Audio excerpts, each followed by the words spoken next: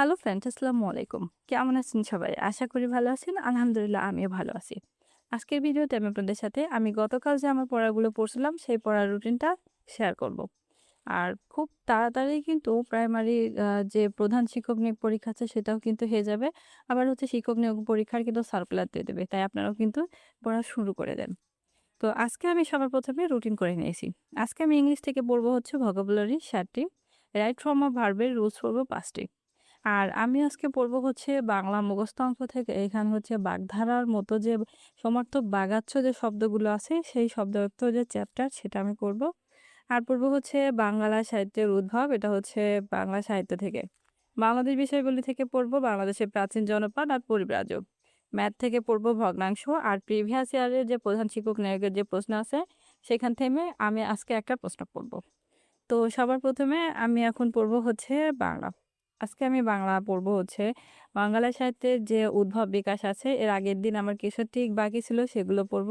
আর এর সাথে যে ক্রাক যে বইটা আছে সেখান থেকেও আমি কিছু এমসিকিউ পড়ে নেব। তো এখন বাজে সকাল ৬টা। আর সবার ১ম এ আমি এখন বাংলা পড়ছি। আর এইটা টিক সহ এগুলো পড়তে আমার প্রায় ১ ঘন্টার মতো সময় লাগছিল। তারপরে আমি ৭টার দিকে আবারও পড়ছি। ৭টার দিকে আমি পড়ছি হচ্ছে বাগধারার মতো বাগাচ্ছ বা সমার্থক বাগাচ্ছ বলে এটাকে। আপনারা দেখবেন বাগধারার আগে কিন্তু অগ্রদূত বইতে এটা আছে। তো এখানে দেখবেন আপনারা এই যে মূলত যে ছকটা থাকে, এই ছকটা যদি আপনারা পড়েন তাহলে কিন্তু আপনারা মোটামুটি বুঝতে পারবেন যে আমি কোন চ্যাপ্টারের কথা বলতেছি। আর এই চ্যাপ্টার থেকে কিন্তু প্রাইমারি, তারপর নিবন্ধন, প্রধান শিক্ষক নিয়োগ কিংবা হচ্ছে ১০ম ৯ম গ্রেডের যে মানে পরীক্ষাগুলো হয় সেখানে কিন্তু এখান থেকে প্রশ্ন আসে। আপনারা অবশ্যই এই চ্যাপ্টারটাও একটু নলেজে রাখবেন। তো এখন আছে ৭টা বাজে। এখন আমি হচ্ছে এই চ্যাপ্টারটা পড়ছি। এখানে যে চ্যাপ্টার ওয়াইজ দেখবেন যে আপনার বিভিন্ন জব সলিউশন অর্থাৎ ফেনম কিংবা ক্র্যাক জব সলিউশন এ দেখবেন এই চ্যাপ্টার ভিত্তিক কতগুলা কিন্তু এমসিকিউ থাকে সেগুলো আপনারা আগে শেষ করার চেষ্টা করবেন। যেকোনো পরীক্ষার ক্ষেত্রে কিন্তু আপনারা চ্যাপ্টার টা ভিতরে ভালোভাবে পড়েন কি না পড়েন, আগে চেষ্টা করবেন ওই চ্যাপ্টারের যতগুলো এমসিকিউ আছে অর্থাৎ প্রিভিয়াস ইয়ারের যতগুলো কোয়েশ্চেন আছে সেগুলো মোটামুটিভাবে আপনারা আগে কমপ্লিট করে নিবেন।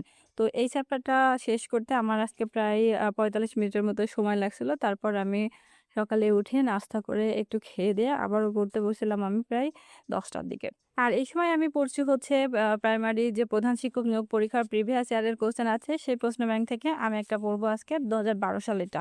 আপনারা হচ্ছে যেকোনো সিরিজের কিন্তু বই নিতে পারেন। তবে আমি গাজী মিজানুর স্যারের এই বইটা নিয়েছি। আপনারা চাইলে কিন্তু মধুদার যে আপডেট আছে সেটা রিয়েল মক টেস্ট ওই বইটাও নিতে পারেন। ওই বইটাও কিন্তু অনেক বেশি ভালো আমার কাছে মনে হয়।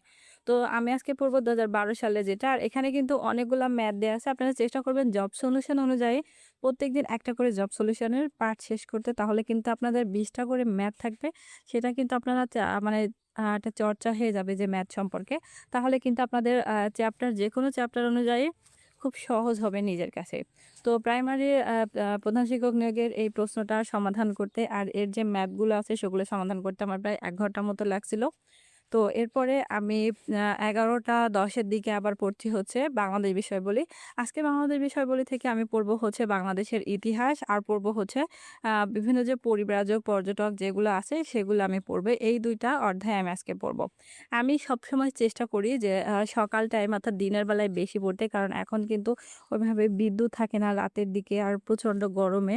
এজন্য আমি দিনের বেলায় আমি বেশি টাইমটা দিচ্ছি। আপনারা আপনাদের টাইম মতো যেকোনো সময় পড়তে পারেন যার মানে সময় অনুযায়ী। কারণ একদম ফিক্সড টাইম কিংবা ধরাবাঁধা নিয়মে কিন্তু একদম পড়াশোনা হয় না। আপনারা যার সময় মতো যখন যতটুকু সময় পাবেন সেই অনুযায়ী আপনারা পড়া শুরু করবেন। তো আমি আজকে বাংলাদেশ বিষয় বলে এই চ্যাপ্টারটা পড়তে প্রায় ১ ঘন্টার মতো টাইম ওয়েস্ট করছি। তারপরে হচ্ছে আ আমি দুপুরে গোসল করে খেয়ে-দেয়ে নামাজ পড়ে আমি আবারও পড়তে বসছিলাম হচ্ছে আসরের নামাজের পর অর্থাৎ ৪:৩০ টার সময়।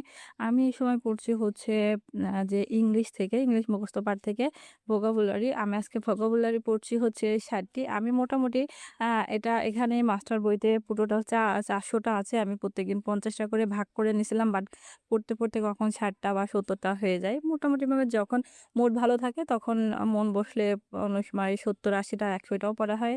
আবার যখন হয় না তখন 50টা পৃষ্ঠা 30টাও হয়। তো আজকে আমি পড়ছি হচ্ছে 7টা। আর এই যে ভোকাবুলারি যে পার্টগুলা আছে, আপনারা চেষ্টা করবেন বিভিন্ন নিউজ পেপার কিংবা হচ্ছে কারেন্ট অ্যাফেয়ার্সে যে ভোকাবুলারি নতুন যেগুলো পারবেন সেগুলো অবশ্যই কালেক্ট করে একটা নোট খাতায় নোট করে নিবেন। আর সেই নোট খাতা কিন্তু আপনারা মাঝে, মাঝে চোখ বুলিয়েও নিবেন।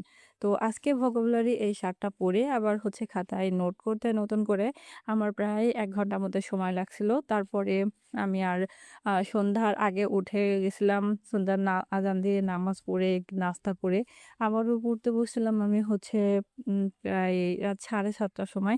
আর এই সময় পড়ছি আমি ইংলিশ গ্রামাটিক্যাল থেকে রাইট ফর্ম অফ ভার্বস।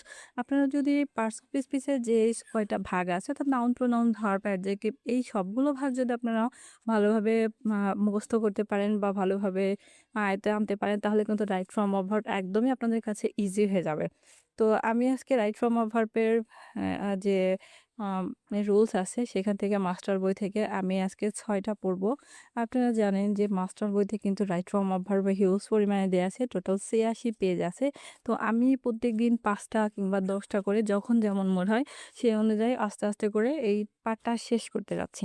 তো আজকে আমি আ ১ম যে ৬ টা রুলস আছে সেই ৬ টা রুলস পড়ছি।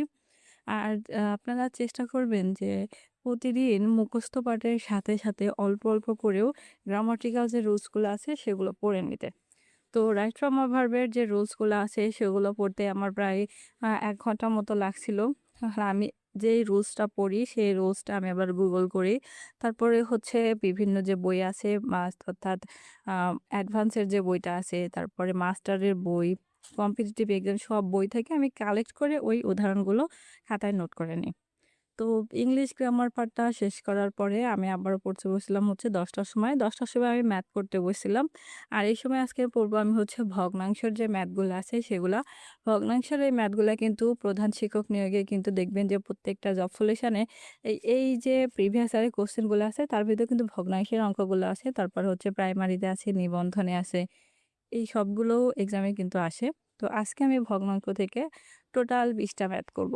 আমি তো মানে মোটামুটিভাবে কোনো ম্যাথ করি বা না করি জব সলিউশন থেকে ওইদিন ২০ টা ম্যাথ করি। তারপর সাবজেক্ট ওয়াইজ সেখান থেকে ২০ টা করি। এই টোটাল ৪০ টা ম্যাথ আমি মোটামুটিভাবে প্রতিদিন কাভার করার চেষ্টা করি। আপনারা যারা ম্যাথে দুর্বল তারা চেষ্টা করবেন যে নিজে না পারলেও YouTube থেকে আপনারা ভালোভাবে দেখে, দেখে মানে ম্যাথগুলো করার চেষ্টা করবেন। দেখবেন প্রতিদিন অল্প, অল্প করে ম্যাথ করলেও কিন্তু আপনাদের ভালোভাবে আয়ত্তে চলে আসবে। আমি রাত ১১টা পর্যন্ত ম্যাথ করছিলাম। তারপরে আমি আর ম্যাথ করি নাই। এখন আমি খেয়ে-দেয়ে ফ্রেশ হয়ে ঘুমাইতে যাব। পরবর্তী দিন আমি আবারও আমার আরেকটা পড়ার রুটিন আপনাদের সাথে শেয়ার করব। কোনো আপু ভাইয়ের যদি আমার পড়ার ভিডিওগুলো ভালো লেগে থাকে, তাহলে অবশ্যই আমার চ্যানেলটা সাবস্ক্রাইব করে আমার সাথেই থাকবেন। আজ এই পর্যন্ত। সবাই ভালো থাকবেন, সুস্থ থাকবেন। আমার জন্য দোয়া করবেন। আল্লাহ হাফেজ।